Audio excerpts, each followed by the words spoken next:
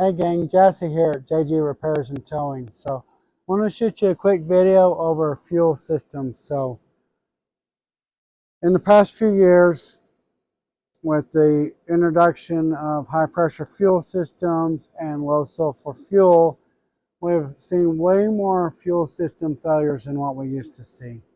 We've seen fuel injection failures prematurely, and a lot of it has to do because of the diesel that is now made is way drier than diesel that we experienced years ago. So there's actually a service that we can perform. I have a special tool that we actually hook up to your particular diesel truck to be able to introduce some lubricity into the fuel system.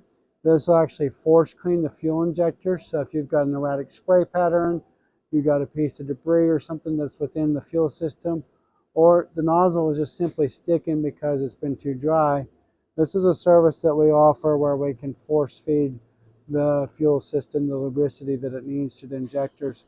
We've had incredible results with this. We've been able to save some fuel injectors that cost several $100s a piece. We've been able to revive those or save those whenever they was at a point of failure due to the simple maintenance service that we do.